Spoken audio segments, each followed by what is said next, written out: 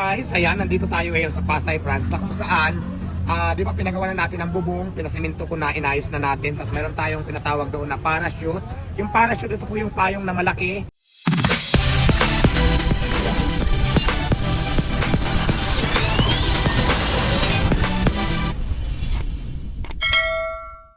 Kung ka lang sa aking channel, pakipindot ang subscribe at ang notification bell para update ka sa aking mga ginagawang video.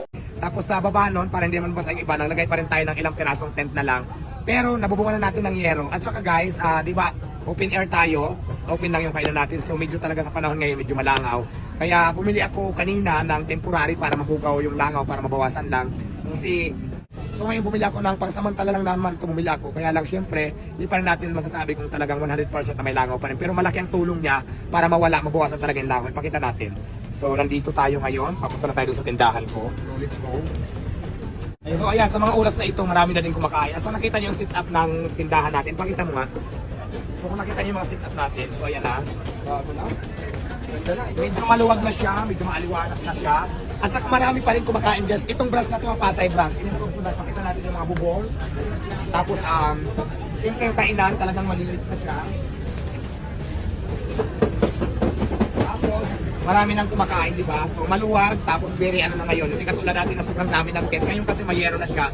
Pero para mapultan pa rin yung mga customers natin, kasi dito walang bubong, so naglagay pa rin tayo ng tent na ilang piraso lang para hindi naman sila mainitan at the same time hindi sila mabasa pag ulan. Pero sa mga gilid mo guys, bubong na siya talaga. So yung makikita, yan bago, binisito talaga natin yan.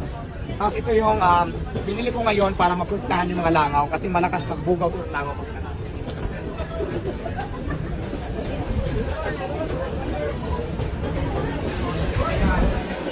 Malalaking blower siya, kaya naman talaga pag dito pumapad pa ganon, talagang walang makadapo na langaw kasi para lumilipad sila, di ba? So ngayon, dito ang lakas ng hangin. Bukod sa malamig na, wala pang langaw. Hindi lang yan, meron pang isa. Kasi dalawa yan sila, medyo pricing nga lang siya. Kasi susunod siguro mukhang kulang pa pag-ipon ulit tayo para makabili ng mga dalawa pang ganyan. So ito yung isa, dito natin. Hello, shout out sa mga viewers natin for today's video.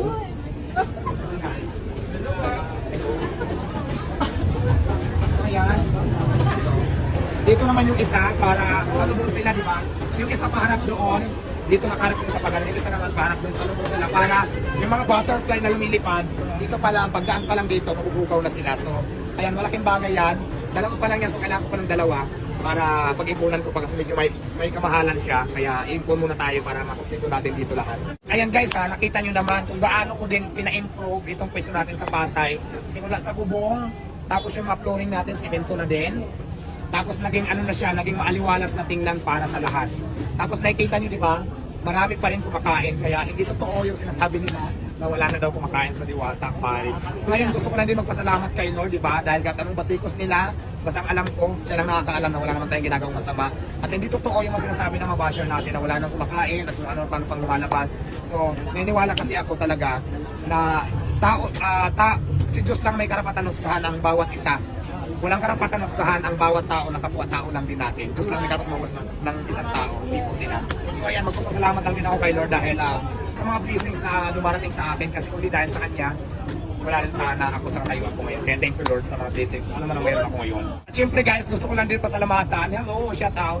Gusto ko lang din pasalamatan yung mga concerned citizen na habang may nagko-concern, lalo ko namang ginagalingan at lalo ko talagang ini-improve yung kung anong dapat kong gawin para sa ikabubuti ko at ikakaganda ng tindahan ko. Kaya maraming salamat sa mga taong concern. Kaya sa inyo din ako humugot para pagandahin at improve yung tindahan ko. So maraming salamat sa lahat ng concerned citizen.